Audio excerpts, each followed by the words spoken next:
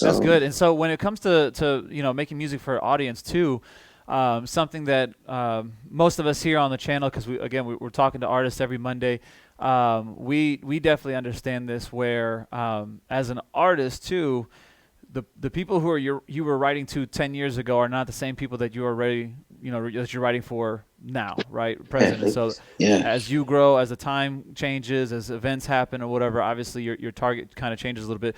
What have you done to kind of be able to steer yourself in that way where, again, you get to be able to talk about your life and what you've gone through and the things that God has put on your heart, but then also doing it in such a way that your audience can continue to grow with you? Because obviously, one of the biggest things for artists is that you come out the gate with one thing, and then if you stick with it for too long, and then you end Yeah. up switching, all of a sudden you lose some of the audience because they're like, wait, this is not what I signed up for. So what have you kind of done to kind of steer you being able to grow as an artist and as an individual and combining that, but then also helping bring the audience along with you? And I'm gonna be honest, it can be hard keeping audience members when they really like your music for your music, and they may not know who you are as an artist. It can be hard sometimes because they might like you for singing songs about apples and pineapples, but then they find out that you have your own political beliefs, and they're like, I don't like you no more. It's like, Right. oh God, Lee, I thought we was friends. God, I guess we wasn't. You just like my music. You have to find a balance between um, your relationship with your audience and your relationship with your music. You got to find a balance. Like, you can't force them to believe what you believe all the time, and you can't force them to love all the different kinds of music that you want to incorporate in your music, like all the different things, the different changes. You have to know what they like, what they want, and be able to give them what they're looking for while still being able to be yourself.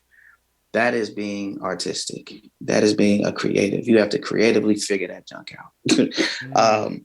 But for me, man, some things that I've learned, and as I've gained audiences and lost audience members, like as I've gained fans and lost fans, people will come and they will go. There's an entire world out there that will love your music, that will embrace your music if you just be consistent, if you just stay faithful in making it. They are out there. The question isn't, like I said, like the question isn't like when did I pop off or whatever. The question is, when did they discover me? Because Mm. the reality is you're constantly being discovered every day by new people every day, Wow. and you also lose people every day. Sometimes people just get tired of listening to you, and it's okay. I get tired of listening to people too.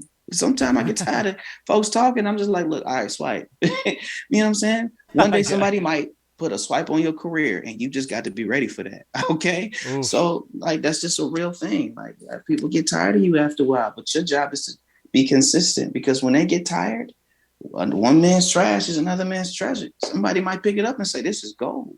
So just be Right. Right. consistent. Because if you stop because you're discouraged from who's not listening or who's not listening anymore, then you'll never be there for the people who wanted to listen, who didn't know about you to begin with. So you got to be consistent, because there's always going to be somebody there that wants to hear your music.